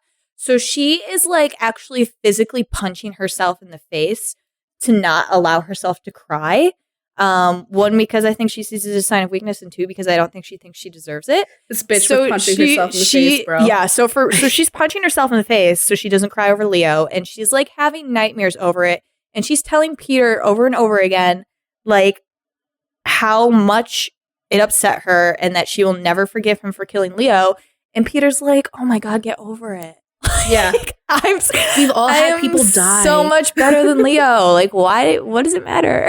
He couldn't even do the tongue thing. Like, do you forget that he couldn't do the tongue thing? Like, let's get over this. He also, I gotta, like, I seriously, I don't often, like, I'm doing air quotes, like, brag about how quick I got his sword, but, like, I felt this, like, in my fucking dick. She was really mad about it, too. I felt She was so upset about it. The stirrings of it in the beginning. She's like, he's a filthy one of mine. Like, and it was very upsetting for her because, like I said, we were watching Once Upon a Time at the same time, and Hook got her so bad that she was really mad about it. Yeah, I was. She was like, a fucking another one. I think she said it about Peter too. She was like, "Oh no, another one that's like just saying this shit sincerely straight to you." Yeah, like I'm so sick of it. But what I was like leading to, because you reminded me with the Leo thing. I remember like talking to Lauren. I don't remember exactly what I said, but I was like, man, he's gonna give her this guy. But if he's what I think he is, he's gonna fucking hate. Like, he's gonna low key like still want to kick his ass. And like, it doesn't make sense. You gave your wife a boyfriend. You allowed it. It's fine. Whatever. A Gryffindor can't fucking handle that. Truly, like if he was growing to care about her, if he didn't give a fuck about her, whatever. He was growing to care about her. And so randomly he like comes into her room and he's like, just fucking punches Leo in the face. That's for fucking my wife. Like, you hired this man to fuck your wife. Like, he's literally Leo goes into his fucking breakfast room and he's like in there eating breakfast, and Peter's like, "Did she enjoy your fucking?" And he's like, "Yeah." And he's like, "Good, you've done what I've hired you for. Great job." And then he punches him full in the face. He punches him in the face. That's for fucking my wife. Yeah. Maybe there's something in the houses with the punches. Like, if you punch yourself, you're a Ravenclaw. If you punch your wife's boyfriend that you hired, you're a Gryffindor. Like, I think there's something here. Maybe. All right. Fair. Okay, it works on this show. I don't know. We'll try to apply it to other things. Although, like, I guess what's so interesting about him is that the self-loathing is not really out. Like, it doesn't jump out like it does with other Gryffindors. I don't know if it's because of where he's at on the scale, like our little scale. But he's got it, but it's not like a he does have predominant feature. He's like the epitome of like the "you can't catch me" gay thoughts me. Like he's almost, and I think this is what it might have confused me a little bit with the Ravenclaw too. He's almost like Scott with his whole like Scott walking down the street like, "Oh no, bad shit. Did I do the bad shit? Oh well." And he doesn't commit enough brain power to really study himself in that way. I think it just doesn't bother him. Like on his most basic level where he's like sitting alone, like head empty, no thoughts, like that's not there. It's not niggling at his brain. Why he runs into the wall and hits it and is like, just got to break through this wall, and then he's done again. He's lacking shame, which is something that I think like on the first, second, third, like the third episode of the show we ever fucking did. That's what showed me that Dash from Dash and Lily was a Ravenclaw, was like the lack of shame. Because at a Gryffindor, the shame, like, like it seeps out sometimes. Like, you're so ashamed to just say the fucking shit that comes to your head. And then you get over it and like it's hilarious. But with Peter, he's in a system like within his emperorism. He's absolved of all of his bad behavior immediately when he does it. So he's grown and lived without having to feel any real actual consequences or shame for his actions. So that's the Scott Lang walk. And that's the to me, that was the Ravenclaw overlap, was that I was like, I'm not seeing him feel bad about anything he's doing. And you do sort of see it at the end of season 2, like when he apologizes to Elizabeth about her son. And he does really regret fucking Catherine's mom, even though he told them it was going to happen if she kept coming at him. He told them, but it's like he's so without it, and it's not his fault. It's like how he grew up and how the world fucking worked for his ass. Like, no one's making you say sorry. No one's actually giving you real responsibilities. And I think one of the moments that you do actually see the shame, and you see it for a split fucking second, is when he's talking to all the guys that are doing the war, you know? And they have the little fucking diorama of the hills and the mountains and the slopes. And Peter gives them advice. He's like, why not go that way? Or whatever. And they all laugh at him. And this fucking triggered him. Yeah. Don't laugh at me, bro. Don't fucking laugh at me. You can explain to me like why it's wrong. Don't fucking laugh at me. And he ends up, I don't remember actually how this gets resolved, but I just remember in that moment it clicking, and I was like, oh, uh-oh. Because I don't think I don't think a Ravenclaw would have done it that way. I don't remember either. He fucks with Velamentov again. I know he flips it to make it work later. Yeah. Which is, also really Gryffindor. Like, you fucking made me mad, and I gotta flip this in a way that it makes sense in my head that I feel better about it. Oh, no, that's not what but this reminded me of that fucking speech he makes for his dad when Catherine is like, it's okay to cry because you loved your dad. Yes, that's another moment. Yes. Yeah. And then he starts crying when he's trying to talk about his dad. and somebody in the audience calls him a pussy. Yeah. And he's like, who said that? Who said that? and one of the soldiers like raises his hand and he's like, come here. And like he's saying it really calmly. He's not saying it like threateningly. He's like, come here. And he's like walking towards him like he's gonna hug him or something. He fucking stabs him like 80 times. Yeah. Like, I'm not a fucking Get his pussy. It's so fucking, oh my God. I'm sorry, it's so Ian. Like if you've seen Mythic Quest, if you don't see the parallel, I don't know what to fucking tell you. It's so much there. And like Ian is so much more masking shit, but he's also grown himself to a place where he can just be confident and be like, I don't give a fuck what you say. Like, I'm awesome. And he's reached that point. And I think Peter's also reached that point. And it's like, should we not all as Gryffindors try to reach that point too?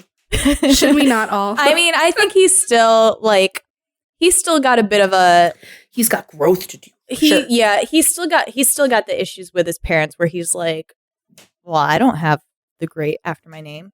And he when Catherine gets crowned, she gets crowned Catherine the Great. And he's like, you're calling yourself the Great? And she's like, yeah, you can just do it. And he's like, no, you can't. Somebody has to tell you that you're the Great. Oh my God. He's too fucking funny, man. I don't know.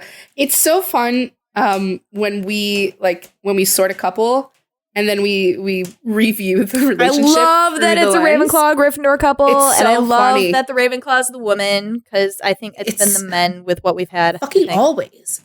Yeah. Well, no, Monica and Chandler are not, but they're wildly different. Way different. Like wildly different. Yeah. No. Okay. So now Grigor. So Grigor is Peter's best friend for life. He's a Hufflepuff. His community is Peter. He is there for Peter. In that episode I talked about when Peter gets locked in his room, Grigor's outside in the snow making like charade animals for Peter in the window. He really loves him, guys. And George comes out and is like, what are you doing? He's like, I used to do this when we were kids and his mom locked him in his room. Like I would go outside and entertain him. And oh my God. That episode, George and Catherine also like collude to manipulate to get George and Grigor out of the court so that Peter will be alone. Because George wants to go and she's like, Grigor, you're coming with me. So they write him letters and then watch from below while Peter reads the letters. And George wrote him this letter. And then he goes to Grigor's and it's a stick picture of him and Peter with their truffle hunting dog. And Peter starts crying and Grigor's like, that's everything I had to say.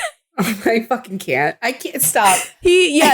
So George is Grigor's wife and she's Peter's favorite fuck buddy. They've been screwing forever. And it's eating Grigor up. It's eating him up. He loves George and he loves Peter and he doesn't want George to fuck Peter. And he can't say that because he loves Peter and Peter's his emperor and George is okay with it. And so, and they're Peter's favorite couple and they don't want to do anything. So he just has to listen to Peter talking about him fucking his wife until he finally snaps and puts arsenic in Peter's food, which is again Hufflepuff. For that split second, he othered him. Be your own people. and then Peter looked like he was going to be okay, and Grigor was ready to smother him with a pillow. So like he had that psychotic break where he was like, "This isn't Peter. This isn't my friend Peter anymore. Like I'm going to murder this man." After that, he's very upset about it when Peter recovers. He's like extremely upset about it. He can't believe that he did that. He's like, he goes into like this like mental break where like, my Hufflepuff really jumped out. I really didn't mean he's got the yellow bile. It's like that's what they call it in the like when you're sick, you have bile and it's a certain color is the mood that you're in or whatever. So he's like he's just walking around like catatonic. Like he's like no joy. He doesn't know what to do. He's just letting George and Grigor fuck each other or whatever. And then Catherine coos. And then George is like, we have to get out of here because she'll kill us. Because she doesn't like us. So she, figures out a way to get them exiled to France. And Grigor literally jumps out of the carriage. Like he picks Peter over his wife. Yeah. He's like, he needs me. I have to go back for him. I think one of the main things I kept repeating to Lauren the whole time we were watching was just like, I just need like a Hufflepuff friend. She wants a Smee. I want a Smee. I'll take a Grigor. I mean, less so because he'll kill me if I'm too bad. So you don't think Smee will? No. No. Little bitch. Not Captain Hook. I need a snee. No, but so separated from George, he really comes into his Hufflepuff. He's like helping Peter how to figure out to kill Catherine. He's a really good wingman because he's like, when Peter feels like killing her, he's like, yeah, let's do that. When Peter's like, I love her so much, he's like, all right, man, tell me about your feelings. Like, he's like, just full just support. get them all out. Yeah, just like whatever you need, I got you. Even though he, like, for a lot of it is like, yes, you should kill Catherine. But I think when Peter gets to the point that he's really like, no, like, seriously, I love her, Grigor's like, whatever. So he, without George there, and George is a Slytherin, there's not a lot to say about her. She's extremely manipulative. She's like doing what she has to survive at court and also be on top at court. Yeah, like but she's annoying about it. She is. So, and she's got like Marial's not annoying about it. She's the same thing, but she's not annoying. She thinks she has Grigor under her thumb, and then obviously Peter wins that one. Too comfortable. Yeah. Yep. Peter wins that one. And separated from George, he really comes into his own person and also falls in love with Marial. Because he's got a type. Yeah. And also we find out that they lost their virginity to each other, which is cute. But that is fucking cute. I didn't give that enough attention. It is. That's why they were like, couple. They're like, we should just start fucking again. And like, there will be no feelings involved. And they fall in love really quickly, really easily. Because I think Marial's the type of Slytherin that Grigor needs, to be honest. And I think Grigor is the type of Hufflepuff that Marial needs. She needs somebody that's real. Solely like for her. And it's actually so funny too, because obviously Marial is Catherine and Grigor is Peter. So when they're doing all of these things, like trying to get one up on each other, Grigor accidentally reveals something. He reveals that Peter fucked and killed. Well, he thought that George knew because George tossed up the room. So he thought that Elizabeth had told her what happened, and Elizabeth didn't because of Elizabeth's house. She just told her that she needed to do it for Catherine. So Grigor reveals to her, yeah, she is. We can talk a little bit about her. I've got a little bit to say about her. But she tells Grigor tells her that Peter fucked and killed her mom. And Marial, this is very Slytherin. Marial is like, I have to tell her, like, immediately. Because I want Peter dead, first of all. Second of all, I'm her bestie, and she needs to know. Like, this is something that she needs to know. And after Grigor says it, he's like, the stuff that we say in bed is just between us, right? And Marial's just, like, dead silent. She's like, no, you made that stipulation after you said your thing. So it is not, nope, sorry, buddy. Even the way he blames her solely for it after the fact is very helpful. Right. The way he reacts to it, too, that he goes to Peter's room and is, like, standing there, and the guard's like, do you want to go in? He's just like, fuck. Yeah, she's screaming. And she's like, you're coming very dangerously close to yelling at me right now. And he is. He's already yelling at her, but she's trying to give him a warning. Like, it's time to back down because there's a line and you're going to cross it. And he just yells fucking louder. And he's like, this is completely your fucking fault. And the way they were fighting was very Slytherin Hufflepuff.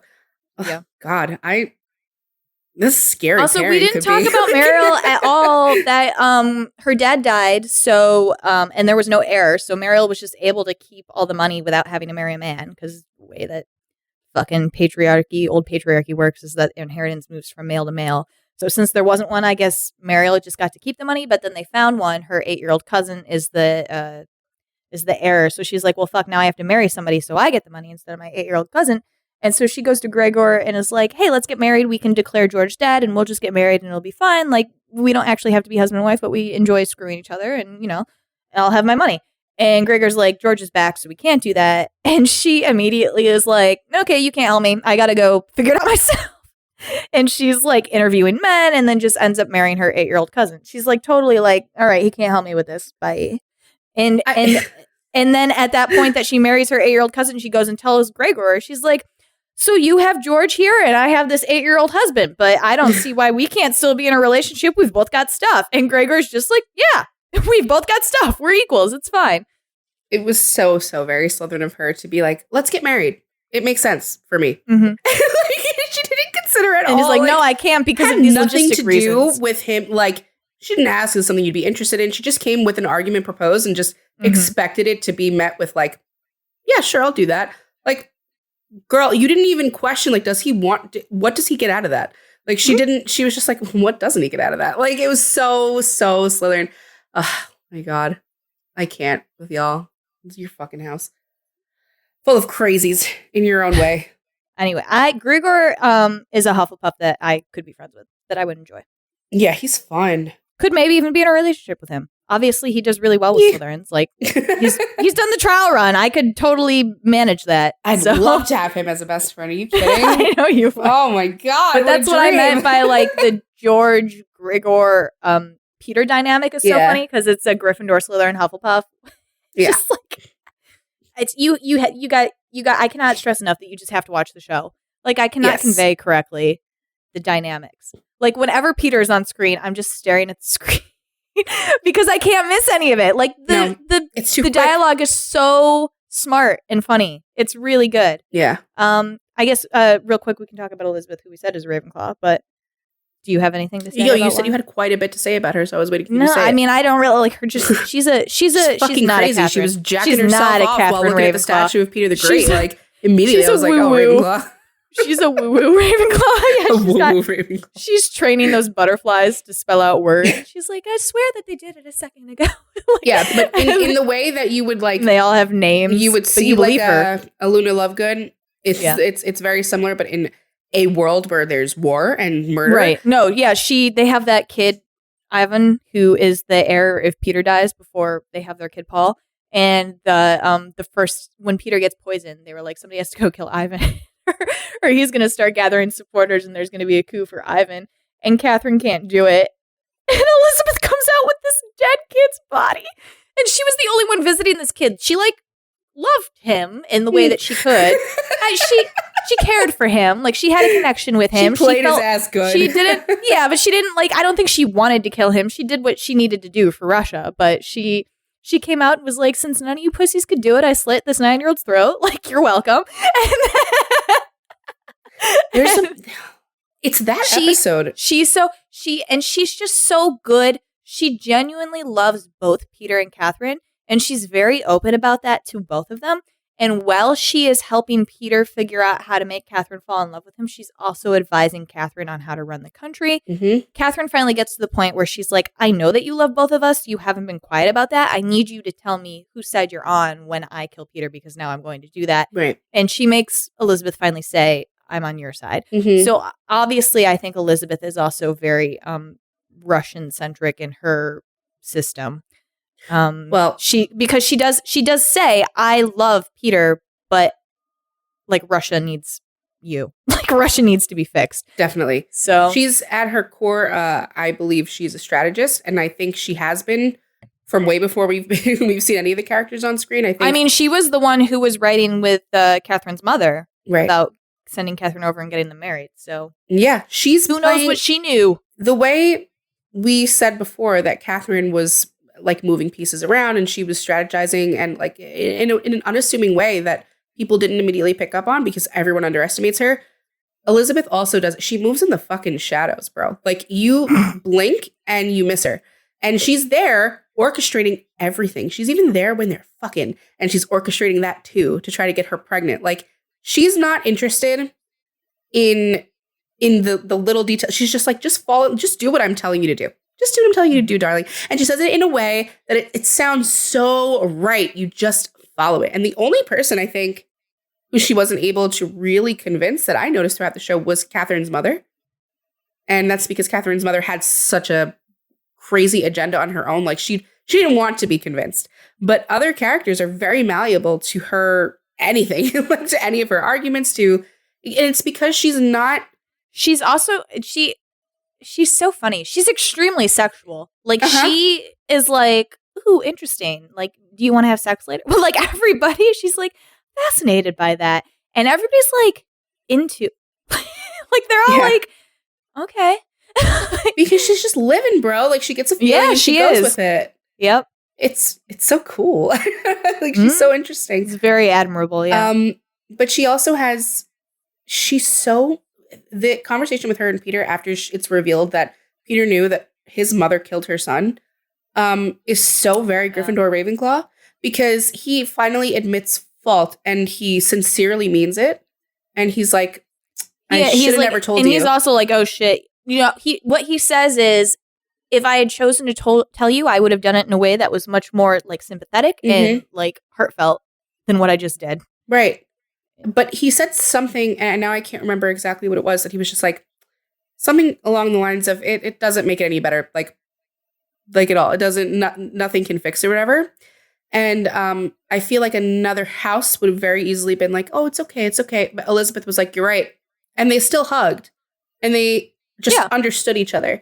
Because an overlap of the two houses is just an unwavering honesty that like kind of pours out of you. You kind of can't mask it. And they have that relationship where everything flies out of their mouths at each other all the time. And while hers is more strategic because she's often trying to move him in a certain direction, she's still not really sugarcoating things for him. She's just like, darling, you can't do that. That's stupid. Like, and he's like, well, why not? Okay, you're right. It is stupid. like, and it's just very, very open. It's very interesting. And Catherine joins that dynamic really easily because she says everything on her fucking mind too. She's not, even when it's a coup, like once the coup is revealed, she's not playing a game anymore. She's like, well, here's all my fucking cards on the table. And I think that's why Elizabeth respects her. I think it's why Peter likes her so much. And I think it's why they all kind of work together really well. There's no like hiding from each other and like, I'm going to stab you in the shadows. Like even at the fucking end of all things, when they're she's like, I have to kill him. And Peter's like, she has to, she's going to kill me. Like there's no, I'm going to play her so she does it in a real way. Like he's like, well, I have to come up with a plan to save my life. Sure. But he fully understands why she's going to do this and fully accepts it. And she fully understands she doesn't want to do it, but she has to do it. And they're like so open about that. Like there's like, he doesn't even really run away from it. He turns around and comes fucking back. Yeah.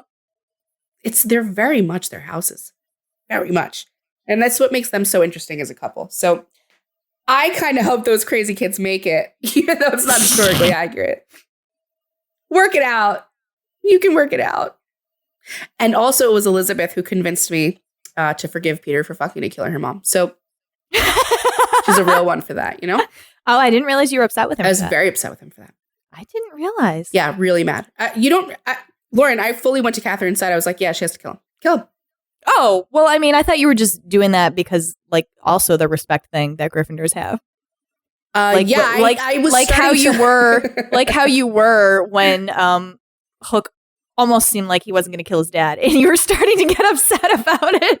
I was like, get out of my house if you don't kill your dad. No, because I fully expected you to start saying that because the entirety of us watching the show, you were like, Catherine hasn't had that like Ravenclaw break yet, and I'm upset about it, and I haven't seen it. She had like mild ones where she was like, everybody stop fucking talking to me, and I'm laying down on the floor in the middle of my court, and like, leave me the fuck alone, and I'm eating dirt, and like, and she has done like the shut the fuck up, and she points guns at people and like that sort of thing. But you're like, no, I'm waiting for the real one. Yeah. So I like expected you to be like, she's got to kill him, because also Peter had that vision where he was like, she won't respect you if you don't give. She doesn't.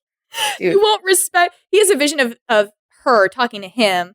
She's like, I won't respect you if I don't kill you. And he's like, you're right.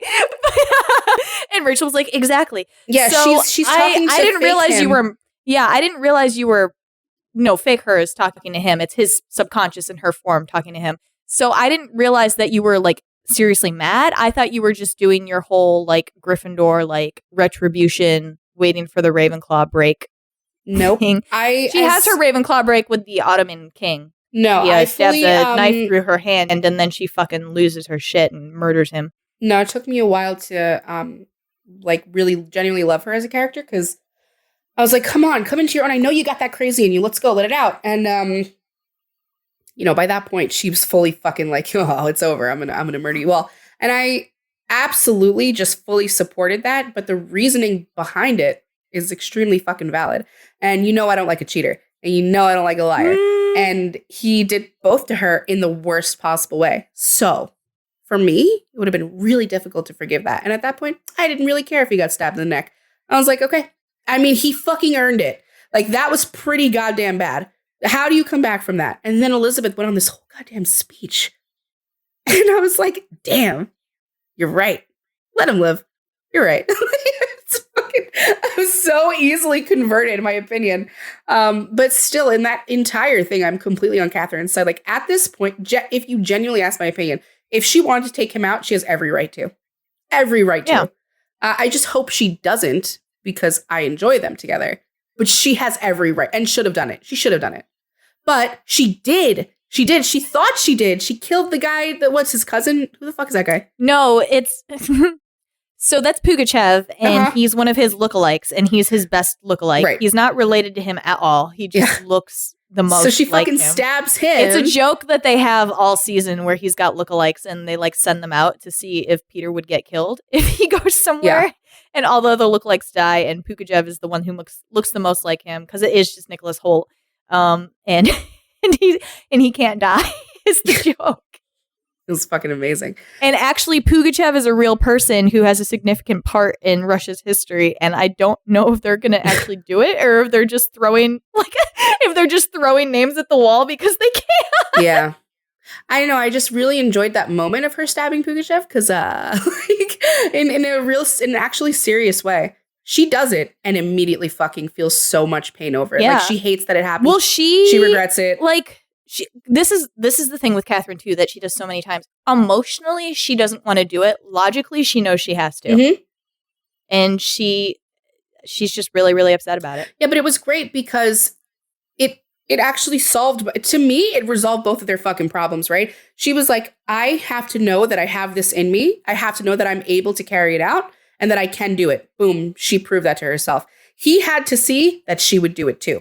Boom. Proved it. Well, it I don't know. Out really well. Well, I don't know. I don't know what the fallout is going to be because the season ended with Pugachev getting up and walking away and them both like staring into the distance. Yeah. Like, where do we go from here? Right. Well, because where the fuck do you go from there? That's pretty goddamn wild.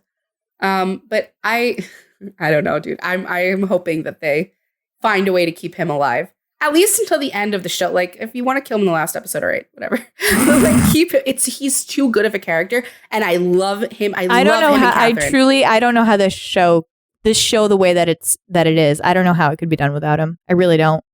They had me so. I don't know if originally they were gonna kill him at the end of season 1, and they couldn't because they realized what they had done. Because I don't know. Because I knew that it was coming. Like I expected it. I was like, Peter's got to die.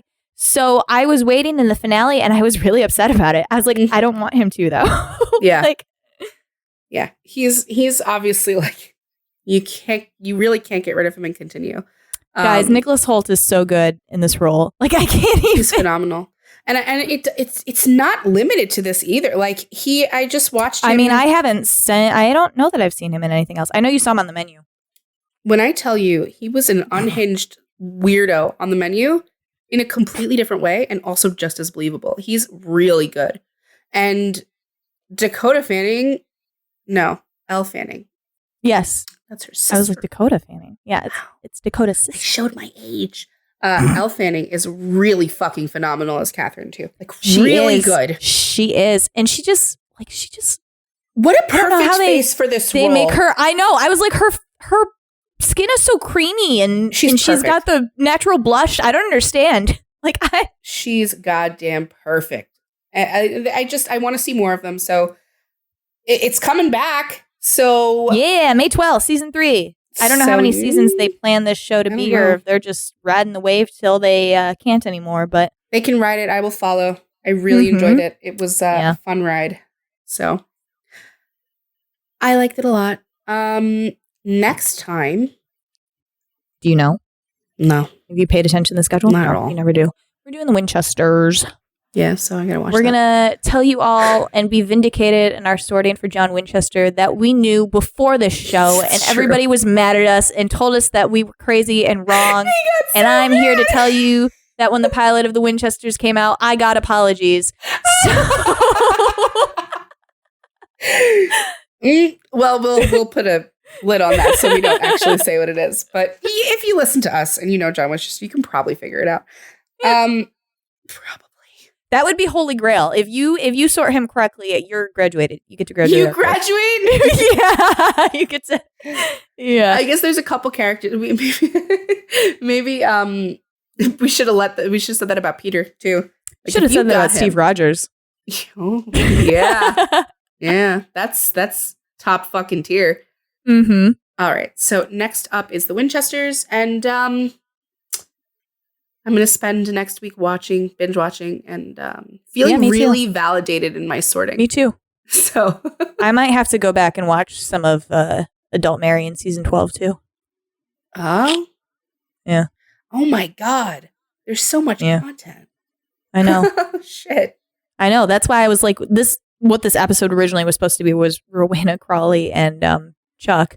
And Rachel and I are currently stuck in season 8 of our rewatch and have been there for about a year. So, and the majority of all of that content is in like season 9, 10, 11.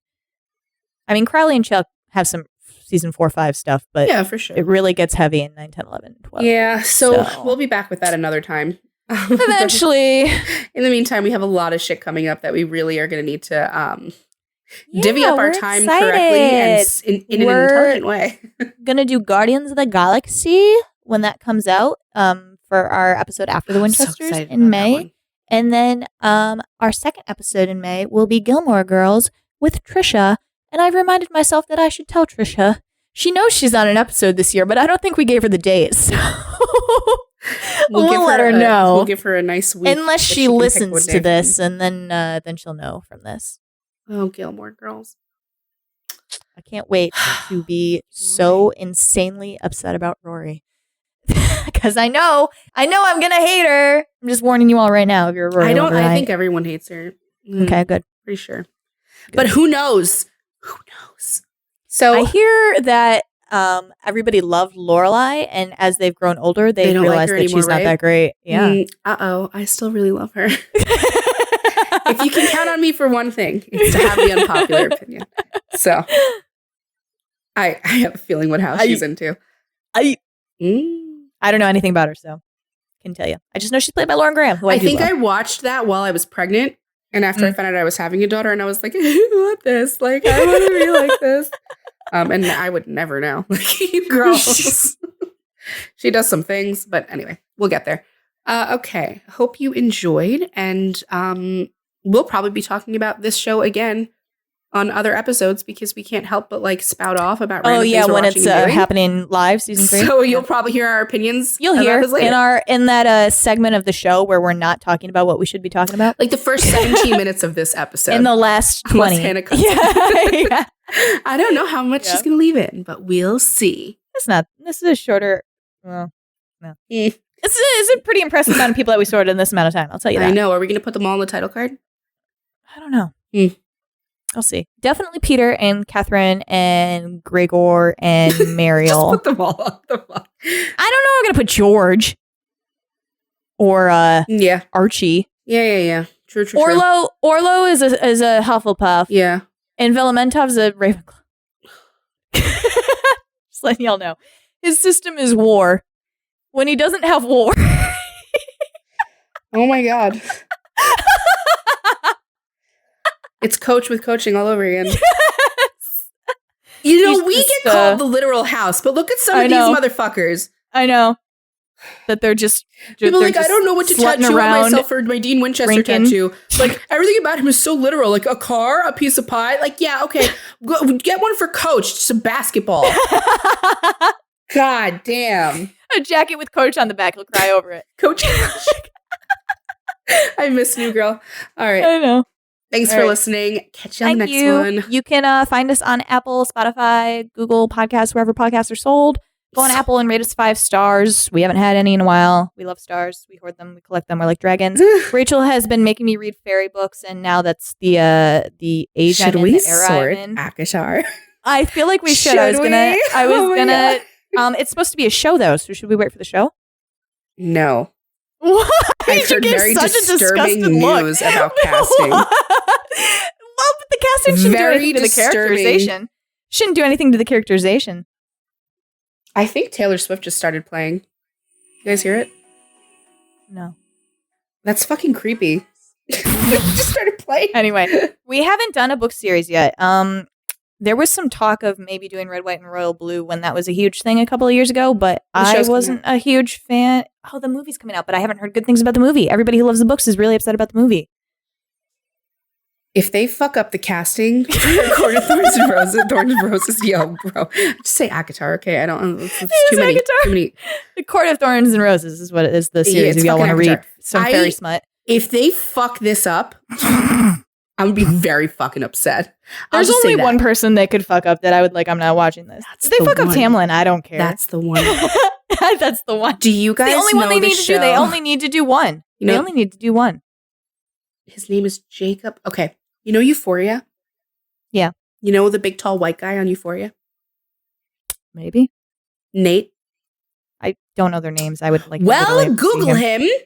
Okay. That's who's rumored to play Rhysand. I'll fucking personally walk up to whatever studio. You're not talking. Rhysand's Nate's not his real name, right? You're not talking about the kid from fucking Kissing Netflix Booth? that was on like every. Yeah. No, not Kissing. The other one with the curly hair. No, I'm not. I know who you're talking about. I'm not talking Oh, no, that's not him. I would never. That's not him. Never. What? I don't want to hear it. Do not do it. What? Do not fucking do it. I saw some casting on TikTok the other day. It was really Some good. of it's great. He's not white. Okay? I don't think any of the Illyrians are. They're all dark-skinned. Cast correctly, bitch. Anyway, that's where I'm at. So hopefully we'll get to sort that. I mean, we can sort it as a book because it sounds like the TV show's a long way off. But just make it animated. She's got another book coming out. When does her next book come out? We can do it then. Next year.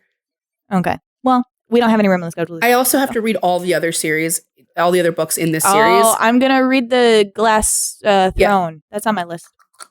I just read one that you should read. It came out on my birthday. It was really good. A different series, not related to Actor. Yeah. It's called A Court That's Cruel and Lovely. Because I just fucking looked up fairy books. Because I was like, well, now I'm obsessed. And this is the era I'm in. So I'm just happy that it grabbed her the way I needed it to grab someone else so that I could talk about it, because I was having problems not being able to talk to people about this shit. So, happy. And we'll let you know when or if we're going to sort that. I will be pulling for it. So, yeah. See you next time. Pull for it through our December episode. The fourth book is There's Christmas a winter solstice. Yeah. Oops, just decided that's going to be a December episode. See you then. Bye. Bye. Thank you for listening to Sort of Brilliant.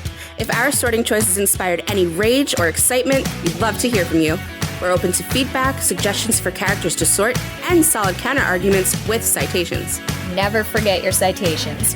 You can find us hanging out on Twitter and Instagram at SOB_pod, or shoot us an email at sortofbrilliant@gmail.com. And since we're not above begging, please rate and subscribe to Sort of Brilliant on Apple Podcasts, Spotify, and wherever else you listen to podcasts. Please share our posts on social media. And if you're a Gryffindor, maybe you'll inspire sorting fights among your own friend group. The theme music is Hot Shot by Scott Holmes. Can't wait to sort with you again next time. Bye!